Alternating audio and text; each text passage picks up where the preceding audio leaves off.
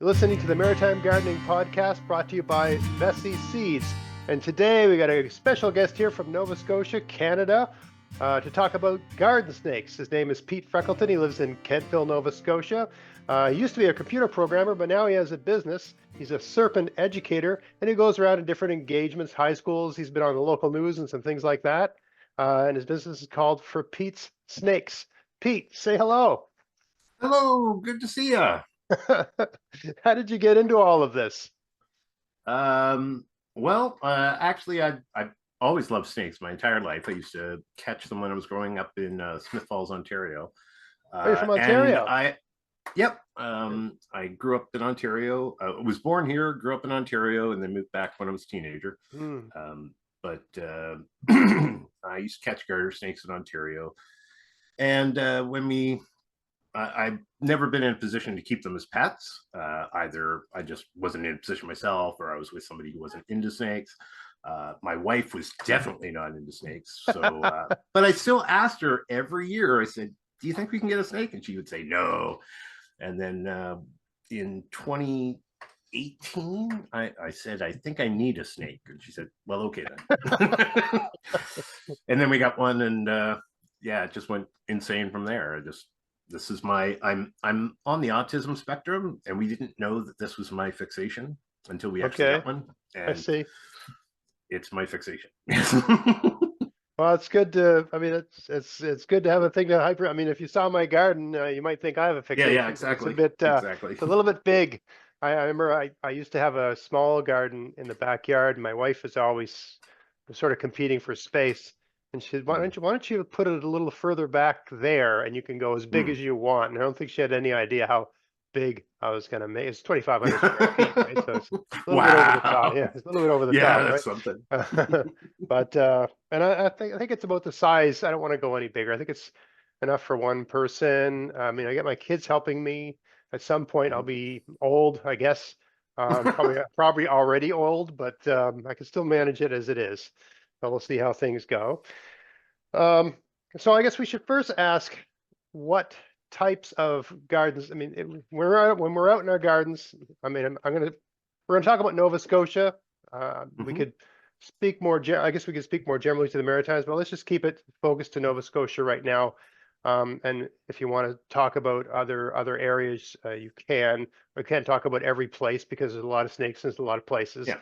The Maritimes is actually pretty much the same species of snakes for all of us, because our reptile species are determined by our climate, and we're cold enough that nothing venomous can live up here, for one. Right. So we've just got harmless little snakes. So New Brunswick has 2 extra species than us. They're both water snakes, both harmless. But everybody else just has the same species that we have. Okay, so what are they? What can we expect to find or come across in our gardens? Okay, well, we have 5 species of snake in Nova Scotia. There are very few reptiles that can survive this climate. Turtles are one. Turtles have the ability to have an antifreeze in their bloodstream, so they can essentially freeze all winter and just be fine.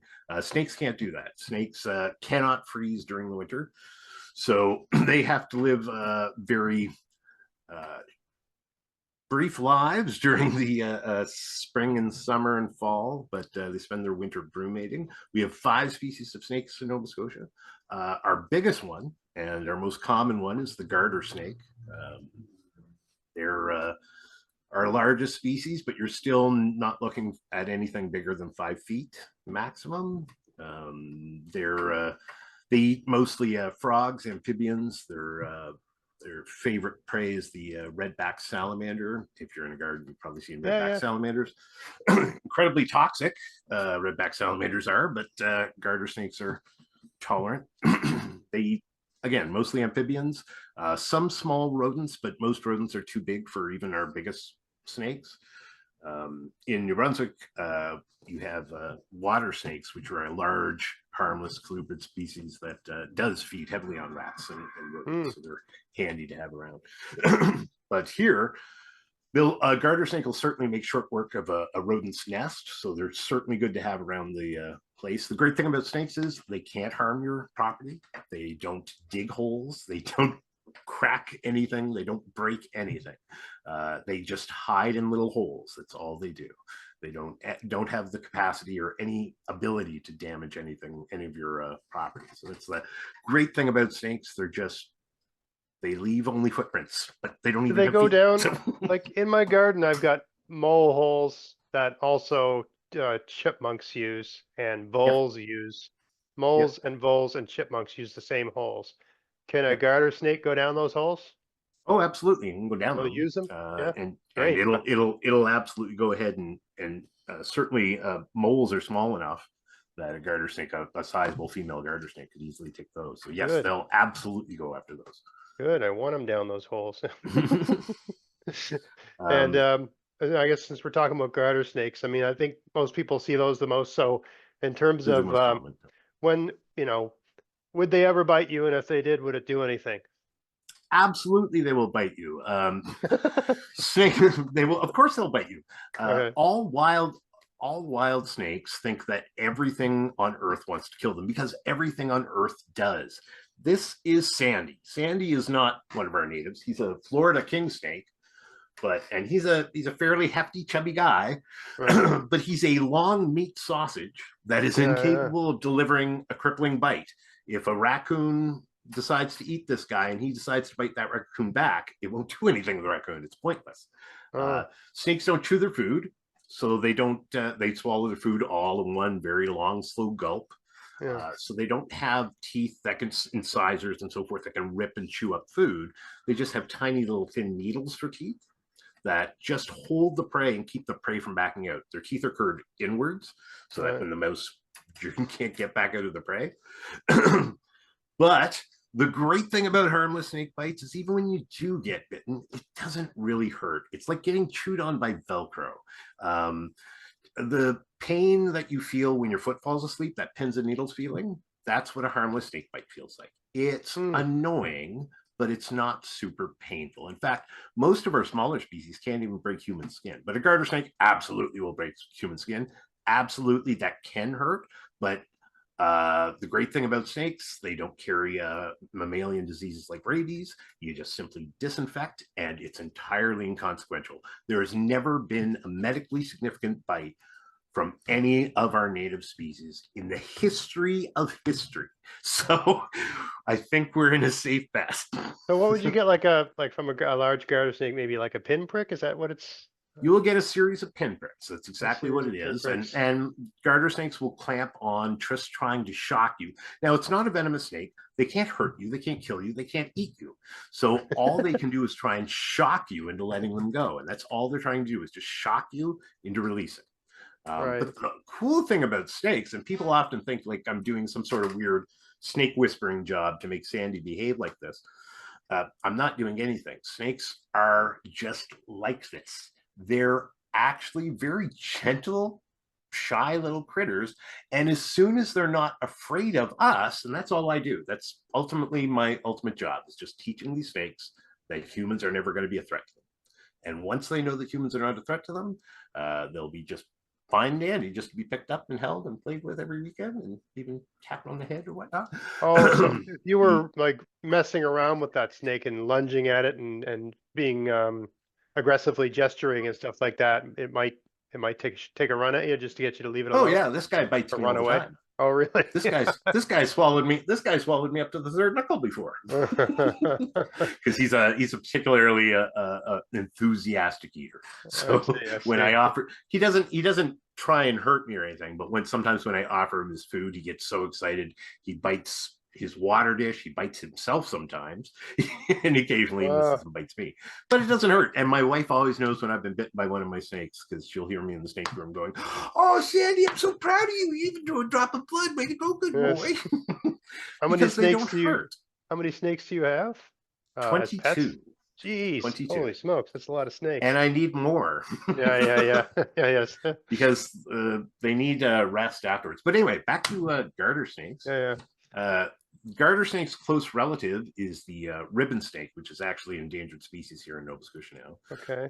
They're a largely live around bodies of water, but again, they're just a subspecies of garter snake. Ribbon snakes are a subspecies of the genus Thamnophis.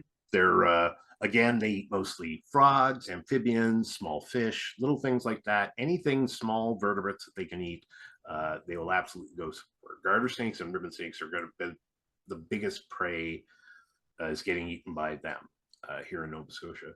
Our two smallest species are great to have around the garden. This will be of a particular interest to you, would be the red belly snake and the ringneck snake. There are smaller species of snakes. They only get to 1 to 2 feet maximum. And they feed almost exclusively on slugs and caterpillars and snails and all the little pests that are chewing on all of your things in your garden. I need those to show up. I have They not are seen those. great to have around. Are they are they more prevalent in one region than another? Like, are they more no, up they're north pretty or inland ubiquitous. or everywhere? No, red bellies and ringnecks are pretty all over the place. The trouble is they're very small and they're very shy and secretive. So they are normally living where you're going to find slugs during the day. So you'll find them under rugs, under rocks, under all sorts of places and hidey holes that you'll find them. But you will hardly ever see a red belly or ringneck snake visible and out in the open.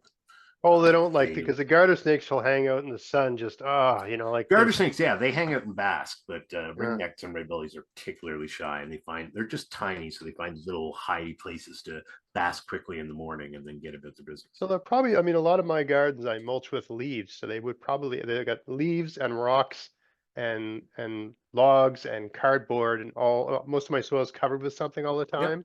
So there'd probably be lots to eat and lots of places to hide. I just haven't come across any yet. I had a snake apocalypse once. I'm gonna ask you about that as we go later on. Maybe you can explain my snake apocalypse. And what about, I think we're missing one more snake. I think there's ringneck and red bellies, as I say, they eat mostly slugs and small invertebrates. Our last species, and what I think is our most beautiful species, is the smooth green snake. It's very obvious. It's very bright green. It has a yellow or orange belly. That's the one people call the grass snake. Is the same. They call it a grass snake. And yeah, unfortunately, people use the term garden snake or grass snake, but they really use those terms for basically any snake that they see in the grass or any snake they see in the garden. There's only one grass snake, and that's in Europe. So there's no grass snakes in North America. What'd you call it? The smooth green snake? It's called the smooth green snake. It's differentiated from its close relative, the rough green snake. The smooth green snake is terrestrial. It lives basically on the ground. It has very smooth scales, hence smooth green snake. The rough green snake is west of us. They're not here in the Maritimes, but you will find them west in Ontario and beyond. They're have a very similar diet to the smooth green snake, except they're arboreal. They live up in the trees, so they have rough scales. So they have rough scales to hang on to trees and so forth. The smooth green snake feeds almost exclusively on soft and hard-bodied invertebrates. They eat spiders, crickets, again, all the little critters that are around your garden that you would love to have gone. They're there for you.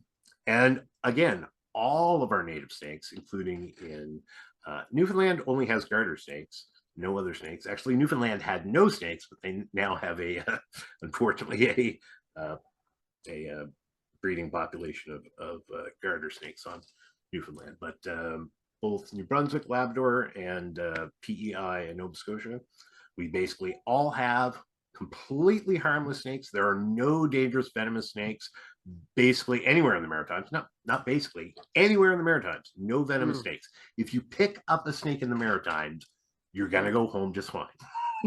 And the red belly and the ringneck and the smooth green, can they, like, when they bite you, it's just a pinch? Is that, there's no, do they break the skin?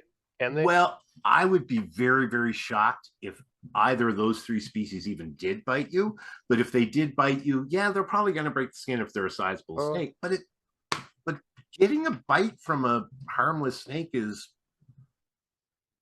I almost want people to do it. I wish I could train one of my snakes just to bite on command, just so that I could show people what they're like.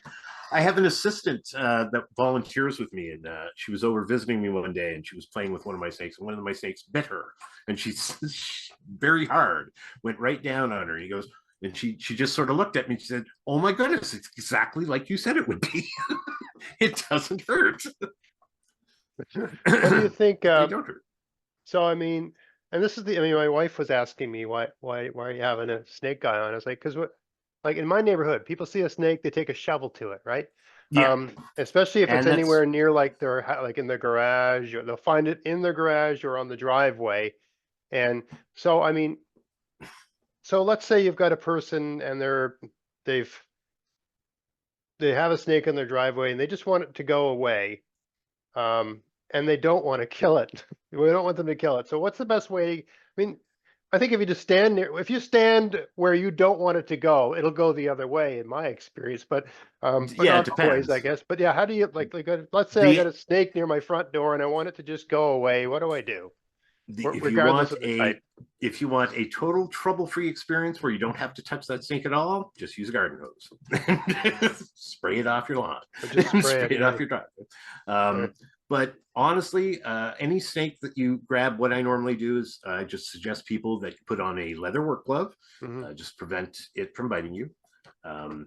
Just quickly pinch it and drop it in a cloth bag. Take the cloth bag and take it somewhere else. But if you don't want to touch it at all, the easiest way is just use a garden hose and just spray them on their way. And they'll And just when they be grab the snake, gone. should they grab the lower part, middle part, I front, would near say I would grab by the suggest neck?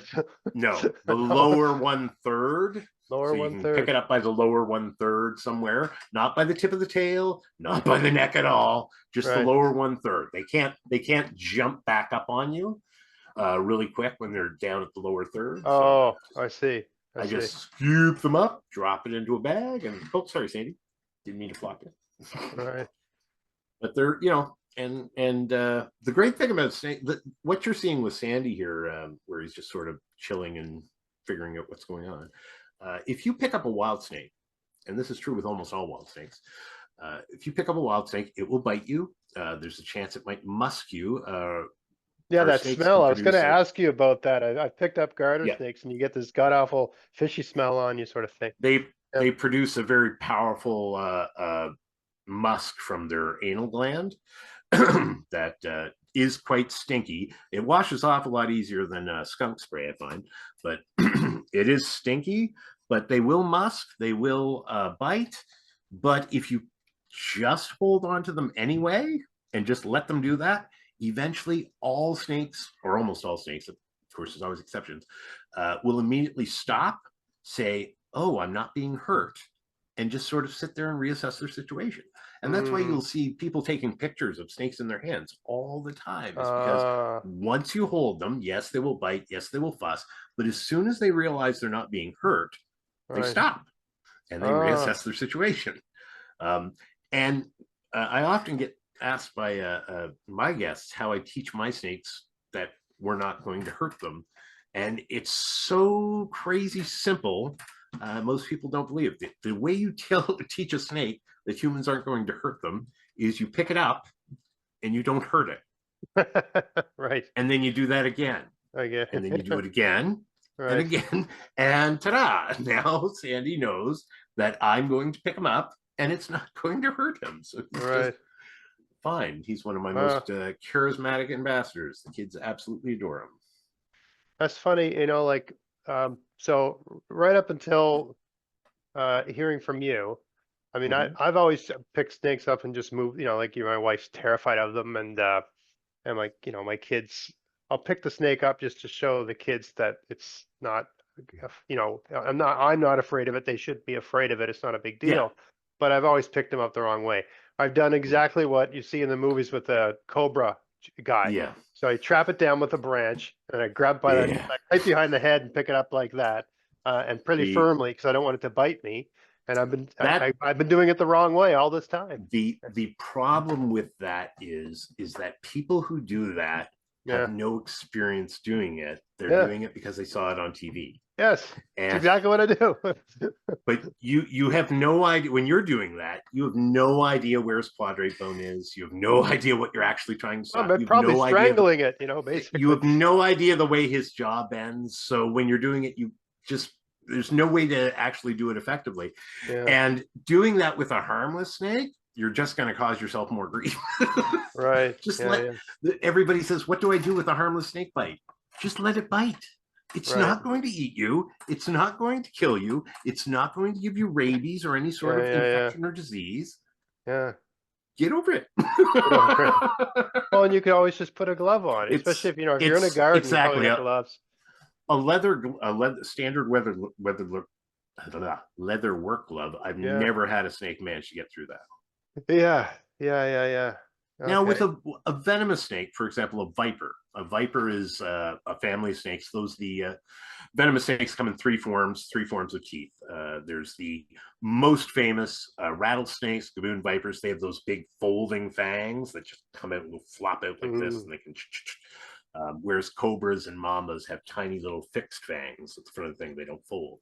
But those great big giant fangs that rattlesnakes have, those can inject nice and deep, and those are really, really death. But some of our snakes, like our garter snakes, actually, I say our snakes aren't venomous, but our garter snakes are actually, many of our snakes may actually be mildly venomous. In fact, venom might be ubiquitous, might be almost ubiquitous in reptiles. We're just discovering this now that, for example, garter snakes, probably venomous, but the venom has no effect on us. So mm, it seems to have an anesthetic effect on amphibians. So it may slow down a struggling frog, but it has zero effect on humans. Like I say, there's never been there's been millions of garter snake bites in Canada. There has never been a medically significant garter snake bite on record in history. I So see. Yeah, yeah. we're good. The thing about snakes is here in North America, in places like Asia and Africa, venomous snake bites are a genuine public health risk. There are tens of thousands of fatalities in India alone every single year. That number might be much higher. We think that it's being misreported because there's so many obscure areas in India. the But here in North America, venomous snake bites aren't even a thing. In fact, in 2020, I think, no, it was 2013. We had a major uh, uh, money saver on the Western healthcare system because they were spending millions of dollars in vials of perishable antivenom to treat a snake bite epidemic that didn't exist. So we wasted millions and millions of dollars just burning it and all this snake venom that only lasts for a few months, and then we have to dump it out to treat all the venomous snakes that nobody's getting. Mm, We only have a few species of rattlesnakes in all of Canada. We have the prairie rattler in the prairies, obviously, the Massasauga rattlesnake in Ontario, and the Pacific rattlesnake in BC. A rattlesnake, most polite of all venomous snakes, as far as I'm concerned, they actually evolved a little rattle to let you know they're there. But right.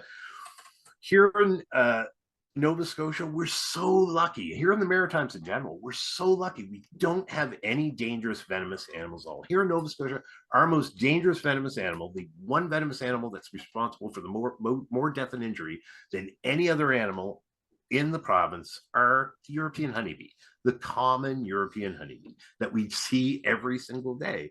We do Right. not have animal injuries here. Our most dangerous animal in Nova Scotia is the cow.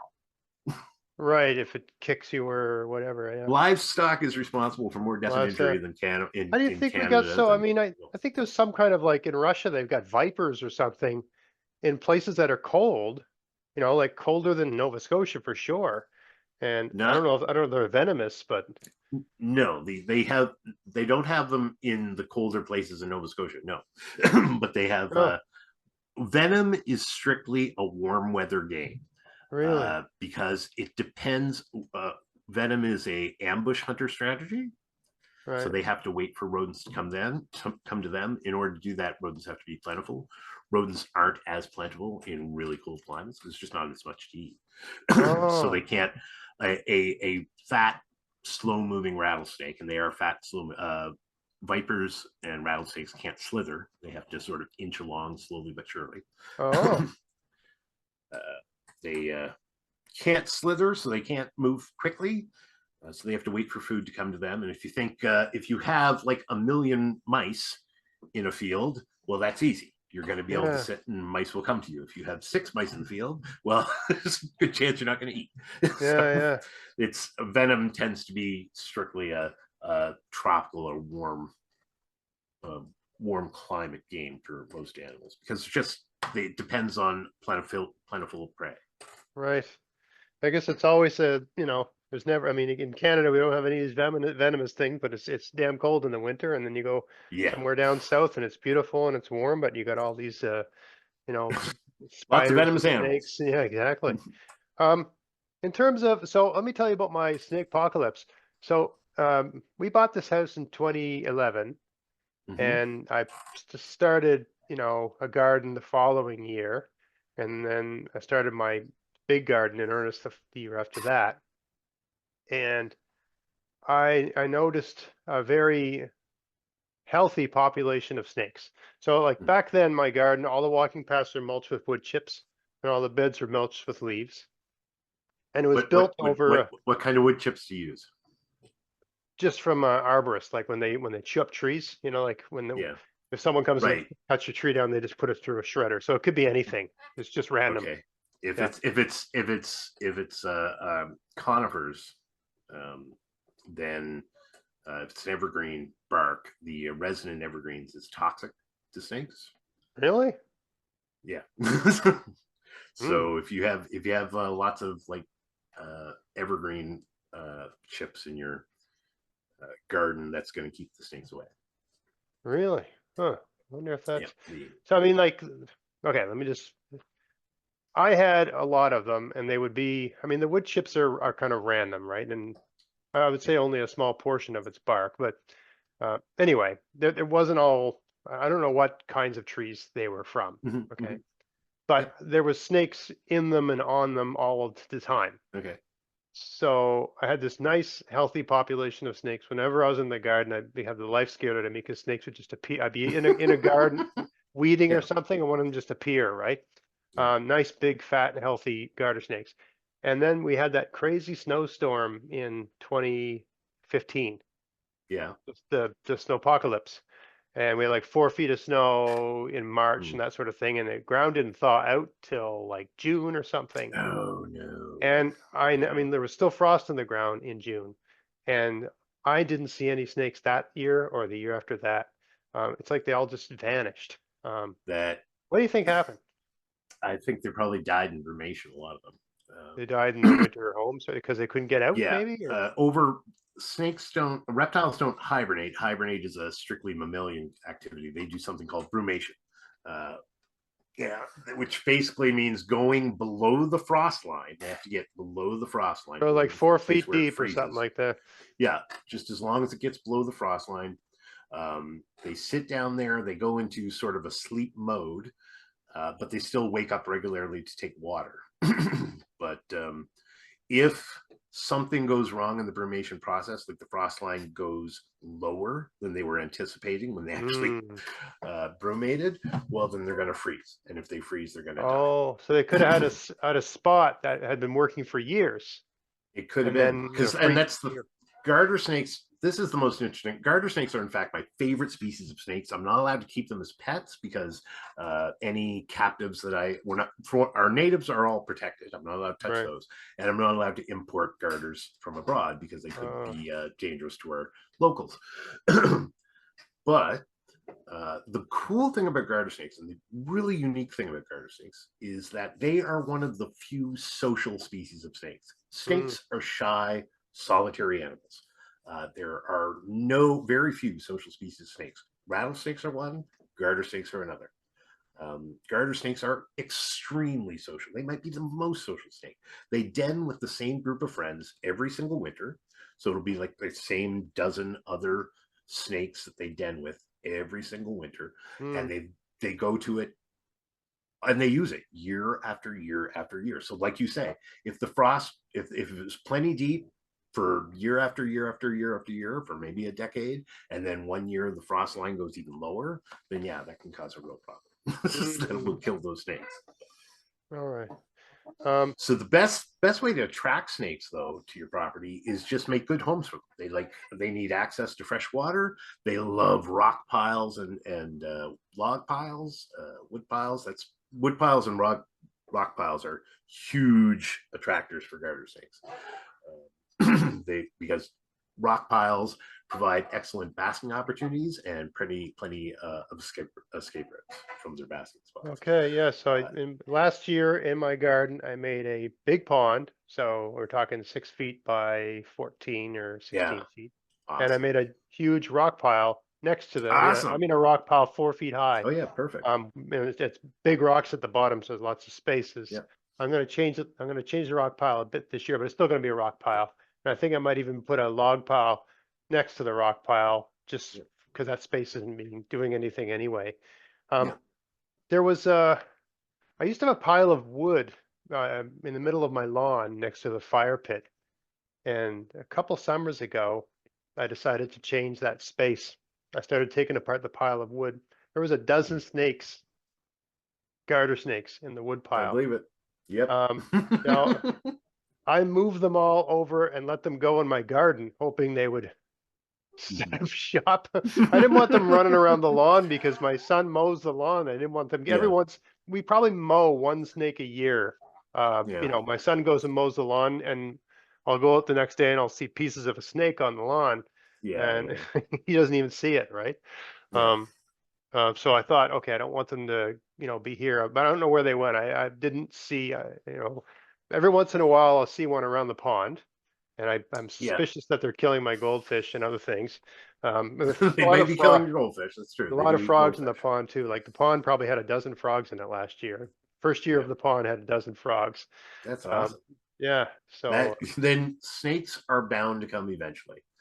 right. As if you've got food, frogs and fish, if you've got food, water, and places for them to live, they will eventually get there. And it may take a couple years for them to, Mm, but they may be off finding found a nice home that is better for them right now, but they will come. They just will. They can't they'll help it. show up.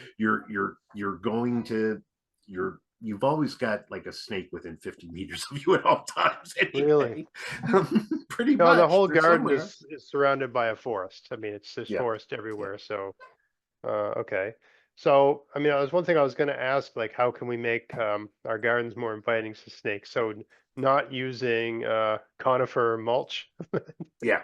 Conifers are always going to be their problem because it's just but conifer resins toxic to a lot of other plants too. So it's not commonly used in gardening, Okay. but but anything conifer resin, once they get that stuck on them, it can actually kill them because it Really? seeps in through their scales. Yeah, Oh, and it does causes fungus and damage on their skin. But okay. But you're they're saying water source, they're log pile, rock piles, anything yep. else?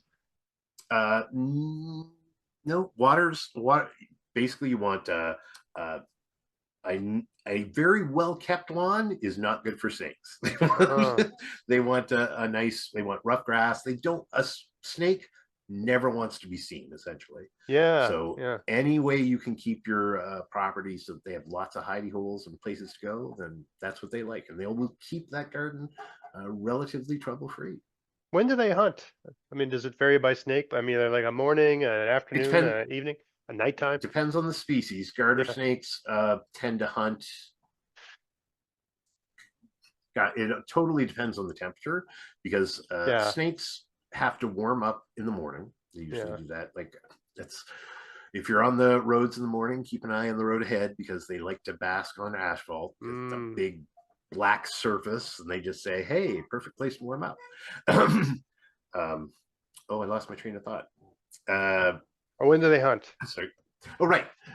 Depends on the snake. So ringnecks and red bellies hunt mainly at night. So they're after, that's when the slugs and so forth are inactive. So it's when they're feeding those. Same with most inverts tend to be active at night. So smooth green snakes do a lot of hunting at night. They hunt all the time. But garter snakes are all over the place. They hunt whenever whenever it hits them. But most snakes need to prefer to hunt during the day only. Most colubrids anyway, just because they need to warm up. They need to warm up, get their muscles active, just the same as we are burning food to get our muscles warmed up and ready to be active. Snakes have to do it manually by sitting out in the sun, waiting for their muscles to get warmed up to get active. But once they get warmed up in the morning, they can pretty much maintain their temperature throughout the day. But when it gets too hot, snakes have no way of decreasing temperature. They can increase their temperature by sitting in the sun. They have no way of lowering the temperature. They don't sweat. They don't do anything like that. The only thing they can do is find a cold place to cool down. So during the hot days of summer, garter snakes, there's no way they can hunt. They have to basically hide and try and keep out of the hot sun. I often wonder, like, so a number of years ago, I became concerned about, I had a couple tick experts on my podcast, and I became concerned about, especially I have really young kids, and I had them in the garden all the time. Yeah. And I thought the mulches I'd been using were making the gardens tick proof, but she told me not so much. Not as, I mean, it's better than grass, but not ideal. And so then I started mulching my garden pathways with sand. So I thought the idea would be like each garden bed is like an oasis, and the walking path is like a desert, and it's kind of weed free. And it also it actually creates a microclimate in the garden. The sand gathers a lot of heat because it's like a rock, right? And so the garden gets quite hot. And I thought I'd be seeing snakes on the sand getting warm in the mornings and stuff like that. And I haven't seen a lot of snakes on the. I thought they treat it just like a nice warm rock. Like no, they're looking when snakes are looking to warm up. They're not doing temperature changes. They don't have a lot of colubrids. Colubrids are the largest family of snakes. Those are all of our natives, all of our native species, all the snakes that you're most familiar with, the typical long, legless, thin, fast moving, those are all colubrids, as opposed to like pythons or boas or elapids or something like that. Where was I going with this? I was talking about sand. Why are there no snakes on sand? When they don't have any way to tell what surface is hot or cold. So what they're always looking for is a dark surface. So if the sand isn't dark, then they might be avoiding it. Really? So to them, because is that I mean, I don't. Dark means hot. Yeah, dark things warm up faster. Right. So there's, they don't know that, but I guess they just instinctively know. Yeah, they just instinctively know that. But black surface, dark. Oh. A best case scenario is when you can get a nice large flat rock that catches the sun early in the day, that has lots of escape places for them to escape to. So they can have a nice big flat surface, warm up. If it catches the sun early in the day, even better. That is a part of a nice big rock that's a part of a rock pile is perfect, because they've got this beautiful surface. Their main hunt when they're basking, their main predator is birds of prey. So they're keeping an eye for any motion. They're not very good at focusing on detail, but snakes are very good at detecting motion. So they're keeping a very close eye on the skies above for motion, so they can duck away really quickly. That actually makes me think about predators. So you said skies above. So what are their? Let's just go with garter snakes to start. The major predators of snakes are everything. As I say, this is a long meat sausage that is incapable of delivering a crippling bite. In fact, it's incapable of delivering a mildly annoying bite. If a raccoon tried to attack Sandy here, that raccoon would make short work of Sandy like that. All right, so porcupines, rodents will even take snakes. if they rodents. have the opportunity. A What porcupine will about eat a snake. Their big like, predators are skunks, raccoons, all the small minks.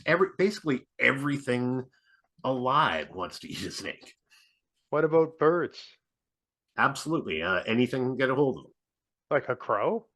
A crow will aptly take a ringneck or red belly. Now they Really? tend to stay away from ringnecks and red bellies because both ringnecks and red bellies, their red bellies are named that because they do have a very bright red belly that they display as a defense.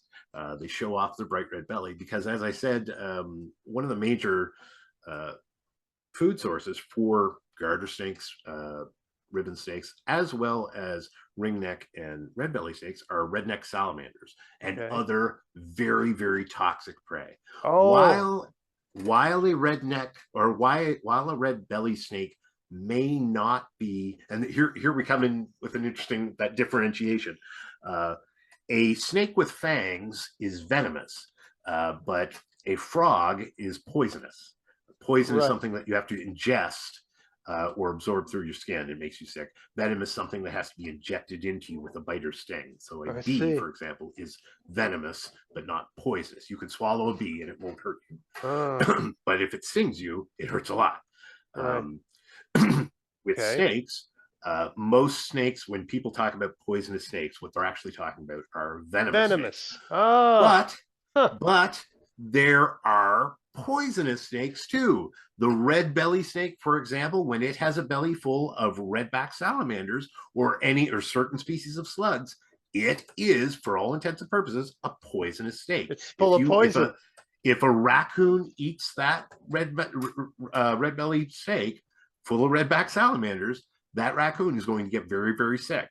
Ah, So it's showing off its red belly. Same with ringneck. Ringneck has a very bright yellow and orange belly. That again, they feed on toxic prey. We don't have any indication that the snake themselves in their tissues is poisonous, but they feed almost exclusively on extremely toxic prey. So huh. they are in fact advertising, I may be poisonous. You don't want to eat me.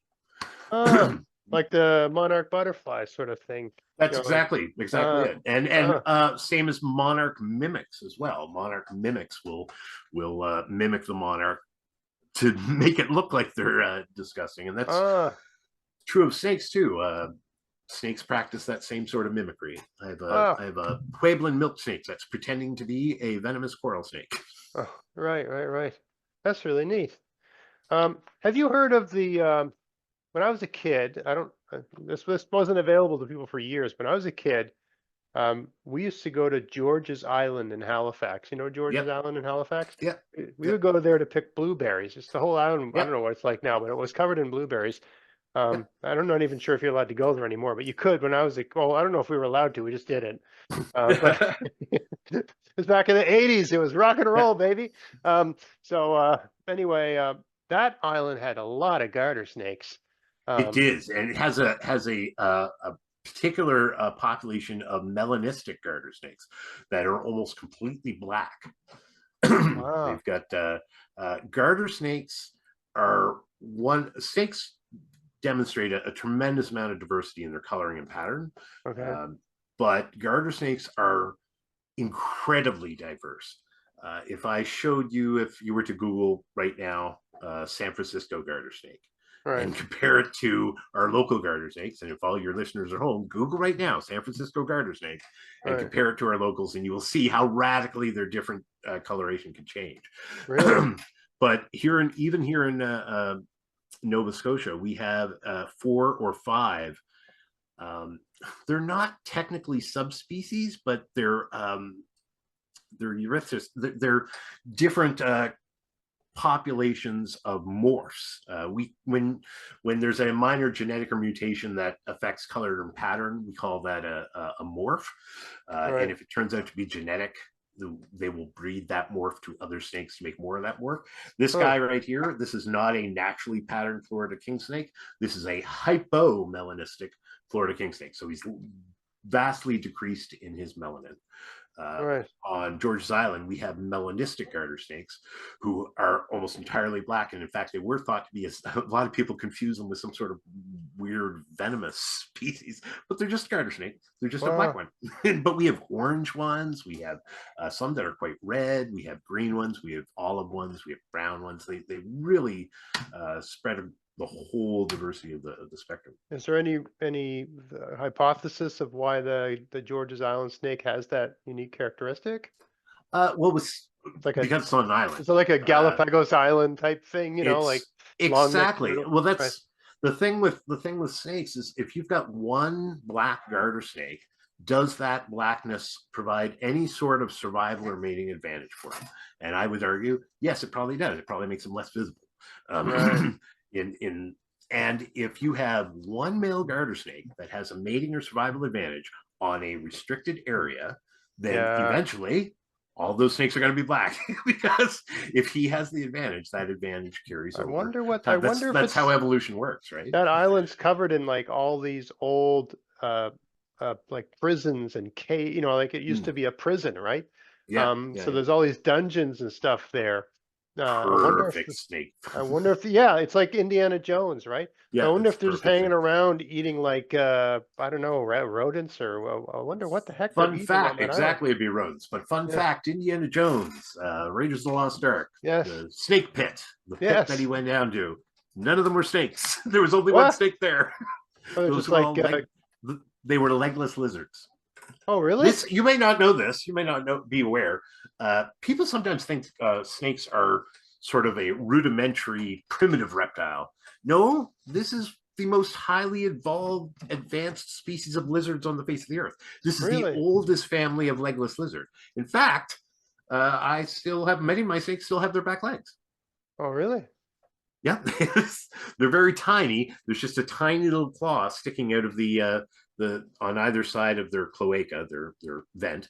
But they have a little bit of femur and just a little bit of pelvis in there. It's no longer articulated with the skeleton; it's just floating in muscle, and they don't use them for walking, obviously, anymore. But we have snake fossils. We still haven't found a four-legged snake fossil, but we have snake fossils with big, pronounced hind legs. They kept those hind legs for a long time during their evolutionary history and Huh. lost them fairly recently. And in fact, boas and pythons have not lost their back legs at all. Really? But we're snakes have very thin, flexible bones that allows them to squeeze into tight spots. But their thin, Yeah. flexible bones also don't hold up to fossilization very well. So the fossil record with snakes is somewhat sparse because we usually just find fragments of jaw. Oh, sorry, Sandy, didn't mean to scare you. Fragments of jaw or isolated vertebrae. Right. But we have been finding some, actually, Michael Caldwell is the premier snake paleontologist. He's in the University of Alberta. He has found some amazing marine deposits of snakes because if a snake dies in the water, it falls in the mud and just all stays there perfectly. It's no oxygen or whatever. Yeah. And we found some great snake fossils with knees, toes, everything sticking out. Really? So whatever they lost their front legs for, one of the theories is they were originally doing it. It was an adaptation the same way minks do. Minks are designed. The reason minks are built the way they are is so they can poke down into those little rodent holes. Snakes did the same thing. And one of the theories is that they may have kept their back legs longer because they didn't used to go right down in the hole. They used to like to have an anchor outside the hole. Get back out. Maybe that's why they kept their back legs. But they've long since abandoned those. But many other species of reptiles have followed the legless life too. You're probably familiar with geckos. Geckos are common insect eating. There are long legless geckos. There are long legless skinks. There are long legless alligators. Being long and legless is actually really common in the cold-blooded world. There are even long legless amphibians. You're familiar with frogs and salamanders, but you probably have never even heard of a Sicilian. But not the island. Not the island. It starts with a C. But Sicilians are long, legless amphibians. They're related to frogs and salamanders. They don't have any legs. They look like little aliens. In fact, they're usually mistaken for big earthworms when people dig them up. Until you actually hold them in your hand, you can feel that they have a skeleton. But being long and limbless, is not unique to snakes. In fact, snakes have just been doing in the cold-blooded world. Snakes have just been doing it the longest, but lots of other reptiles came afterwards and tried it too. But Snakes you're have been the most saying that successful. the legless adaptation is not reptile 1.0, it's reptile 3.0 sort of thing. Oh, reptile Yeah, 5.0. This is 5.0, right? the ultimate perfection. Now, when I first saw a snake when I was a kid, I was never scared of them. I never had that whatever that thing is that causes people to have an aversion to them. I didn't have that. As soon as I saw it, I wanted it in my hands immediately, and I was so proud. I was 3 years old. My mom tells me the story of how I was 3 years old. I grabbed this garter snake and I brought it back to her. I said, "Mommy, mommy, look what I got!" I dropped it in her lap, and she was not nearly as happy as I was. But they're these guys are that, and that's what most people think, is that there's some sort of proto reptile. But no, these are the most advanced of all reptiles. Right, right. They've just chosen a very different way of living, but that requires, because of their body shape and their lifestyle, that requires them to live these very shy, stealthy lives. Yeah. Either as ambush predators or even as hunters. Their whole goal is not to be seen and not to be interact with us at all. So because they live these mysterious lives, I think that has a lot to do with all the aversions and fears that we build up for ourselves about them. And why Because movies, and one of the reasons, oh, go ahead. Sorry. one of the reasons movies and films use snakes, and this is the thing I tell people all the time, the reason movies use snakes and tarantulas specifically is because snakes and tarantulas creep everybody out, but they're absolutely no danger to any of the performers. Everybody sees the creepy tarantulas in Indiana Jones and they go, Yes. and all those tarantulas were named Phyllis. Right. And there's cuddlies. Half those actors were playing with that little python during the break. Just Why do cuddling you with it. think, I mean, I have my own theories. Like, I often think that if I want to freak my wife out, if we're outside, all I got to do is lay a piece of rope that has a kind of Hmm. snake-like quality near her and say, "What's that over there?" And she'll just, Yeah. right? And you wonder, like, I think that, that humans have their origins in Africa, and there's so many, dangerous, venomous snakes in Africa, and then, like, let's say you spend like 100,000 years, um, just developing an aversion. I mean, it's either because they appear out of nowhere and you never see them coming, and some of them can kill you. Um, And you're not far off on having, you're not out in left field on that theory. That mhm. has been a common theory for a long time, that perhaps the aversion to snakes is a instinctual shared among all primates, because Yeah, yeah. many primates, Tree especially dwelling. monkeys, Yeah. especially the lower primates like the monkeys, uh, tend to have this natural aversion to snakes. Now, whether Mhm. that's learned behavior or not, we can't say. Snakes are actually hunting them, so they should be aversion. They should have an aversion. Yeah. But for us, all I can tell you is, from what I've seen and experienced, I've been doing this educating for, and when I've spoken to my fellow educators, but in my experience, just doing this for 3 years, Yeah. um, everybody who is afraid of snakes has a story.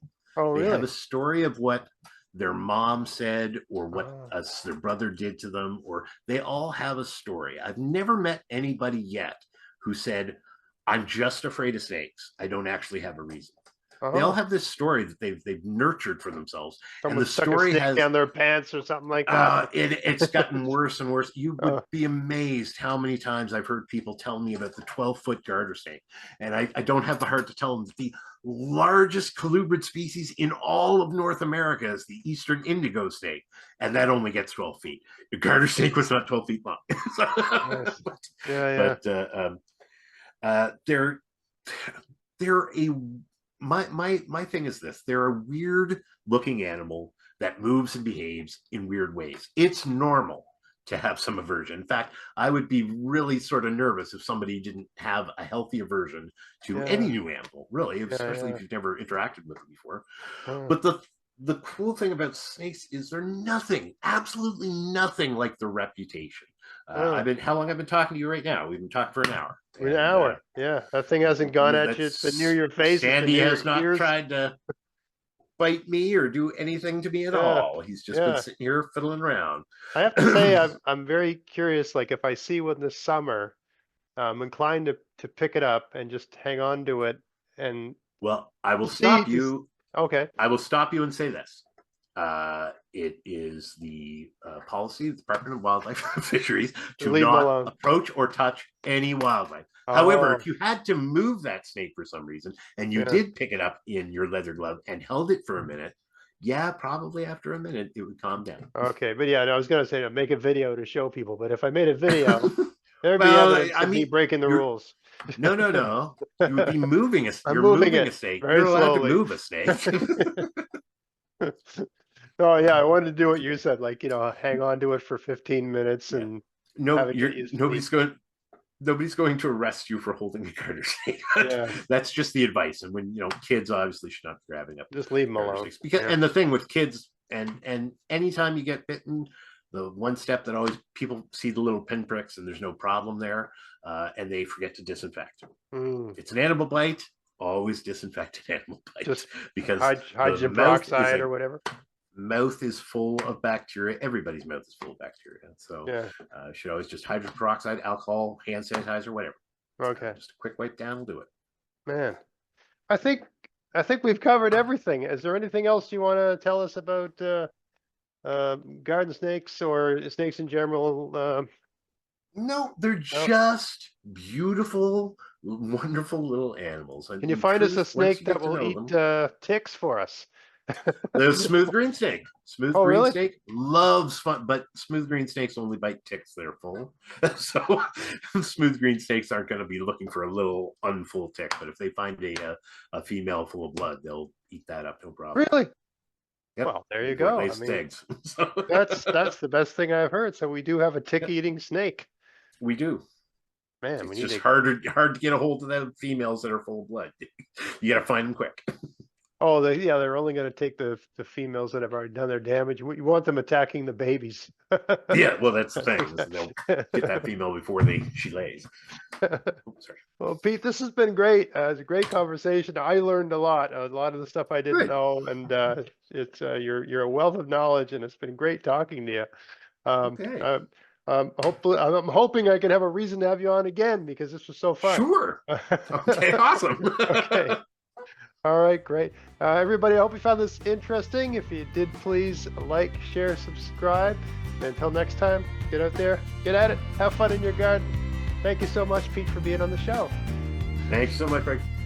Hey, do you like getting free shipping? Then go to Vessies.com to buy whatever you need for your garden this year and use my coupon code GAVS24 to get free shipping as long as there's a pack of seeds in the order and there's no oversized items. Check out the description box of this video for details. You can buy everything you need from Vessies. They have seeds, fruit bushes and trees, soil amendments, pest solutions, tools, clothing, and lots of other stuff too. So yeah, if you want to help support everything I'm doing here and you like free shipping, and they sell something you need, buy it from them and use my coupon code. Happy gardening!